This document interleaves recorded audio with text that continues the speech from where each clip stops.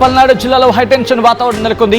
మాచర్ల గురజాల నియోజకవర్గాల్లో 144 సెక్షన్ అమలు చేశారంటే అర్థం చేసుకోవచ్చు అక్కడ ఎటువంటి పరిస్థితి ఉందనేది.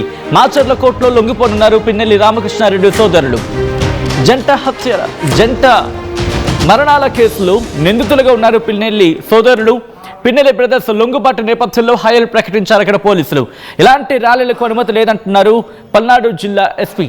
ఇక మాజీ మంత్రి విడుదల రజని హౌస్ అరెస్ట్ అయ్యారు.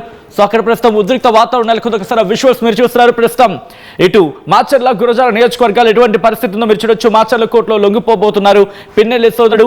ఈ క్రమంలో ఎక్కడికక్కడ బ్యారికేడింగ్ ఏర్పాటు చేశారు. పోలీసు పహరాను పెంచారు. పెద్ద సంఖ్యలో పోలీసులు అక్కడికి చేరుకున్నారు. మాజీ మంత్రి విడుదల రజని ఇంటి దగ్గర మహిళా పోలీసులు అలాగే ఇక్కడ పోలీసు బందోబస్తును కూడా ఏర్పాటు చేశారు. హౌస్ అరెస్ట్ చేయడం జరిగింది మాజీ మంత్రి విడుదల రజనీని. ఇటు పల్నాడు జిల్లాలో హై టెన్షన్ వాతావరణం నెలకొంది. మీరు చూడొచ్చు మాచర్ల బస్ స్టేషన్ దగ్గర అక్కడ ఎటువంటి పరిస్థితి ఉంది అనేది. ఎక్కడికక్కడ పోలీసుల బ్యారికేడింగ్ ఏర్పాటు చేయడం జరిగింది. ఎక్కడికక్కడ పికెటింగ్ ఏర్పాటు చేయడం జరిగింది. దాంతోపాటు అక్కడ పోలీసు పహరా కూడా పెంచారు. పోలీసు బందోబస్తును పెంచారు. పోలీసుల గస్తీని పెంచారు.